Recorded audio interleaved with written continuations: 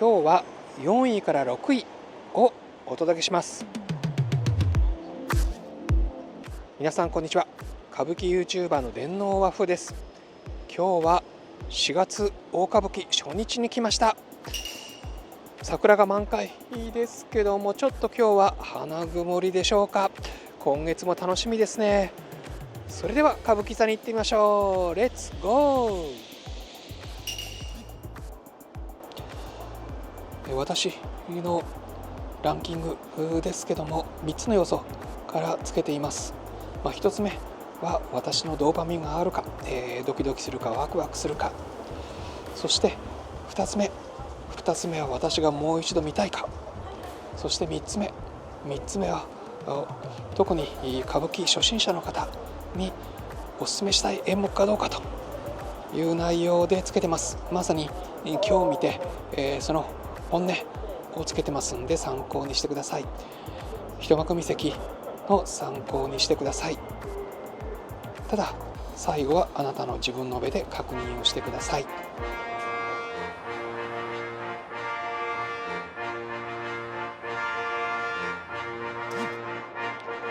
それではまず4位から6位を発表します。あくまでも一幕見席を見るときの参考にしてください。私ランキングです。第6位は裏表仙台萩の序幕と二幕目です。今裏表仙台萩の序幕と二幕目が終わりました。まだこれは、本来の名木仙台萩のその前の話というところで、まだまだ、ストーリーの背景を語るというところで終わってしまったという印象があります。大名の足利頼兼を二期男女一派が狙うと。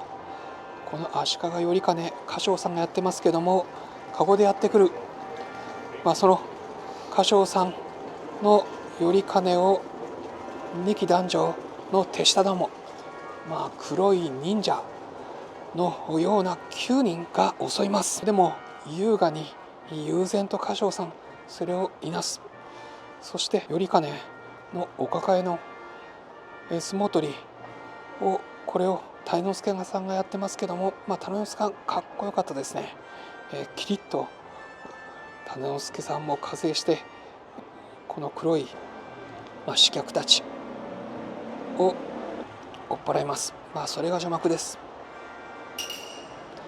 一方二幕目、これは後半で出てくる頼兼の子供の鶴千代を毒殺するための毒まんじゅうがどうして作られたのかという話です。その毒を手に入れるための医者の銅液の話です。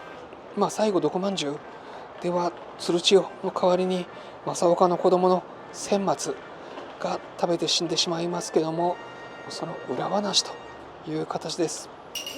彌十郎さんがやってますけども、医者の銅液の手下の小助で、銅液が実は隣に住んでる七之助さんが演じるおたけに恋心を抱いている坊主の悪い医者ですね、彌十郎さん。そして何といっても鍵は、可愛い犬が握ってます。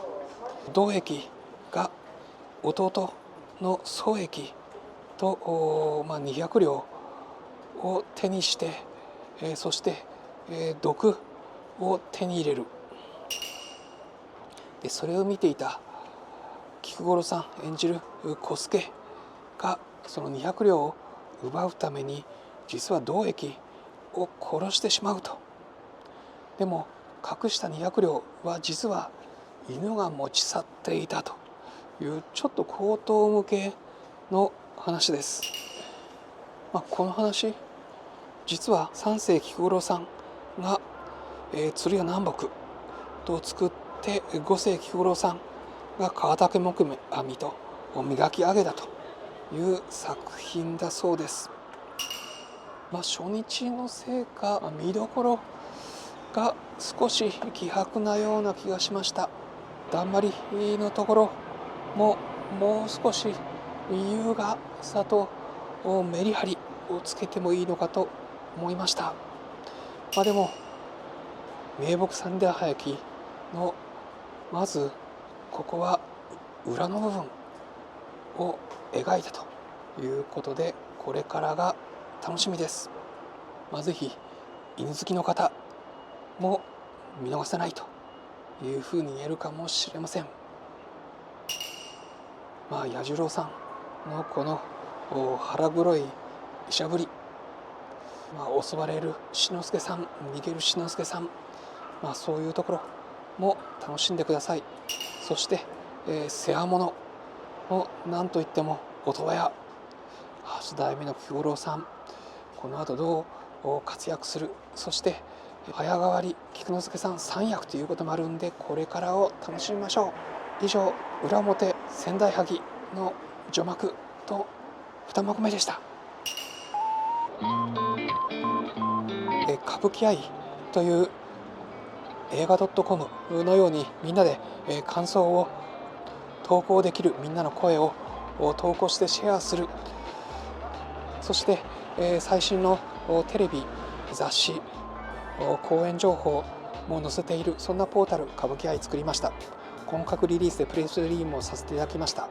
そして、まさにこの人物相関図、とてもこれを頭になんとなく入れてみると、ストーリーの理解が進みますというところで、歌舞伎愛の該当の演目の感想のところに私の作った人物相関図を投稿してありますので、ぜひご覧ください。みんなで歌舞伎を楽しみましょう。第5位。第5位は本朝24項の十四項です。今、本朝24項の十四項が終わりました。この有名な三姫の一つの赤姫、これを時蔵さんがやりました。この三姫というのは鎌倉三大妃の時姫、そして祇園祭礼進行期の雪姫、そしてこの本朝24項八重垣姫です。真っ赤な着物を着ながら、時蔵さんのこういうなんていうんですか、こういう斜め、しかも体をずっとくねらせる、そして柔らかい、常にカーブを描く、左右対称ならないというこの女性の動き、さすが時蔵さんだと思います。時蔵さん活躍ということです。だからこれなかなか難しいいい物語ですね。とても動きがゆったりです。まるでお能を見てるのかというぐらいゆったりとした、しかも少ない動きの中で時蔵さん、心を表さなくてはいけません。時蔵さん、八重垣姫は長尾謙信、上杉謙信の娘なんですけども、武田信玄の息子武田勝頼が言い名付けなんですけど、会ったことがないと。会ったことないけど言い名付けで、もうその武田勝頼の絵に恋している、恋に恋する女と、しかも動きが少ない、難しい。また話が少し人物関係が難しくて、結局この勝頼が実は花作り美濃作となって潜伏してると。で、似た人がいるなと八重垣姫は思う。でも実はその花作り美濃作には恋人がいた。それが志の輔さん、濡れ衣です。その二人で、その美濃作、実は武田勝頼のこれ万寿さんやってますけども、途中奪い合うというところもあります。でもなんと最後は長尾謙信の士官さんが出てきて、あいつを殺せと、敵方の息子じゃないかということで、白須賀六郎をやってる万太郎さん、そして原小文治をやってる嘉祥さんに勝頼を殺しに行かせる。それを赤姫の時蔵さん、八重垣姫がよよと泣きながら止めるというところで終わりました。そういう意味ではこの先どうなるんだと、ちょっとストレスがたまる終わり方でした。赤姫初役の時蔵さんの周りをしっかりベテラン勢で固めたという形でしょうか。ただ万寿さんの勝頼、本当はもう少し若い方がいいんじゃないのかなと、ちょっと押し場が目立つという気もしました。そして濡れ衣を務める志の輔さんも実は初役だそうです。まさに濡れ衣、これスパイ的な役割も担っています。でもきちんと八重垣姫の時蔵さんを立てて、あまり目立たないようにしていたと思います。このお話の鍵となる諏訪宝生の兜というのは実は今でもあって諏訪に行くと見られるそうです。どんなものなんでしょう。ということで本朝24項10種項でした。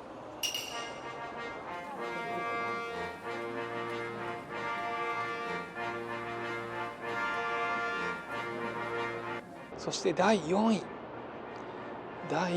は廓三馬荘です。今廓三馬荘が終わりました。ちょっと普通の寿式三馬荘を頭に置いてるとちょっとかなり意外な作品です。右團次さんの操り三馬荘を見たり、あと新年、文楽とかでも人形の三馬荘を見ていたんで、それを舞台を廓に移すと随分と豪華な三馬荘でした。本当に華やかでした。特に福助さんがかなり動かれていて、嬉しそうにニコとしながら回れていたのが印象的です。そして成駒屋ファンにはたまらない作品でしょうか。最初士官さん、そして梅玉さん、そして海春さんというちょっとシニアなメンバーで、廓といってもこれどうなるのかなと、正直思ったんですけども、その後莟玉さんがパーッと明るくしました。そしてすごいなと思ったのは橋之助さん、福之助さん、歌之助さんのこの3兄弟の太鼓持ちが良かったです。初日なんですけども、その踊りが合うだけじゃなくて踊りが流れるように3人次々に連動して変わるところ、そこの息がぴったりです。短いんですけどまさに太鼓持ち、この3兄弟をよく見てください。楽しくなります。そして福助さん、ちょっと顔の化粧が玉三郎さんにも似てるかと思いました。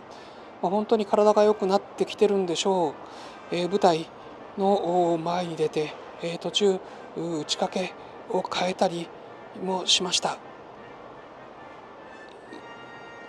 そんな形勢に会いに来る亭主の東蔵さん、ちょこちょこちょこというところも可愛かったです。いそいそちょこちょこという感じでした。そして、普通は鈴を振るところ、今回は、木の枝、小枝を使った鈴になってしました。ということでまず新年度初めということもあるんでしょうか、華やかですけども本当、ベテランシニアから若手までという華やかで楽しい展開の早い黒羽三馬荘でした。今月の4月の歌舞伎座、結構バラエティに富んでます。古典あり、三姫あり、そして新作あり、舞踊ありということで、ぜひ皆さん本物見に来てください。ぜひいいねやチャンネル登録もよろしくお願いします。あと、3種の神器、この YouTube と LINE 公式、そして歌舞伎愛という、みんなで歌舞伎を一緒に楽しむ、歌舞伎だけじゃなくて文楽、落語、大衆演劇まで含みますけども、ジャパンドラマ剣という、日本の物語を楽しむいろんな情報をお届けしたり、みんなで一緒に作っていきたいと思いますので、よろしくお願いします。それでは今月も歌舞伎座に感謝ということで失礼します。歌舞伎 YouTuber の電脳和風でした。それではまた。